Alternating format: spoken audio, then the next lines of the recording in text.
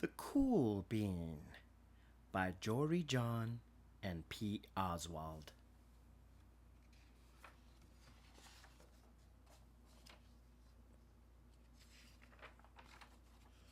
The Cool Bean.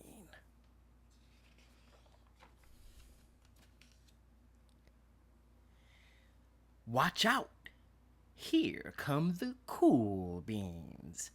The cool beans. Oh, yeah. Check out how they move. Look at the way they swagger. Notice their sunglasses. Yow. The cool beans are known all over school, from house to house, across town, and beyond county lines. In the olden days, last year, we were all one big pot of beans. We were a mixed bag, but somehow it worked. Yep, those were the good old days. And then we stopped seeing each other as much. That's just how it is sometimes. You spend less time together, even though you're not totally sure why. I watched as the beans I knew so well, the beans from my own pod, became the cool beans. Oh, they were so cool. One of them could play the guitar. Cool. One of them could draw the best superheroes. Cool. One of them could jump higher than any bean I'd ever known. Cool. Me? Well, I mostly stayed the same. Sure, I made some small changes. I wore sunglasses. Too big. I slicked my hair back. Too slick. I strutted around. Ow! I swaggered. Oof! I was still picked last for everything. My clothes never seemed to fit. I snorted when I laughed. I walked into stuff. I was an uncool bean, for sure. I started thinking of myself as just a common bean with no special skills. I couldn't compete, so I didn't even try. I'd never be a cool bean.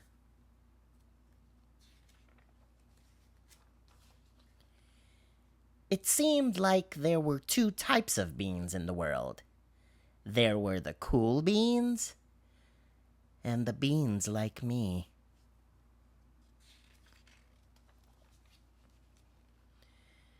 The days all blended together. I lived my life and things were just okay. I took tests and I ate lunches and mostly kept to myself. The cool beans continued being cool. I mean, sure, I missed them a lot. A bit. But it's not like I was going to say anything. I felt like all that coolness had gotten in the way of our friendship. And that's how it went. Until one day. I was in the cafeteria. I dropped my lunch on my loafers. Oh no! Not again! But then something sort of miraculous happened.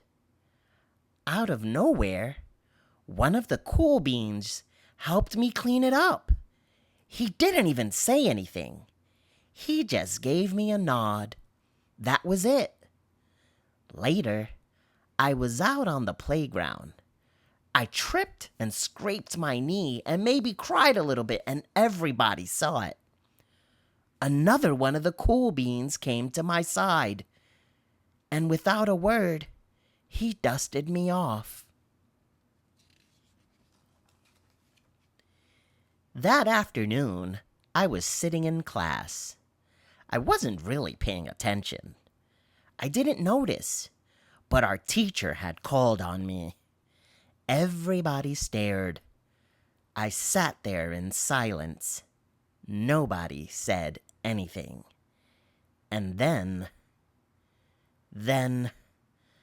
everybody just laughed at me. That was it. After today, I was officially a has-been.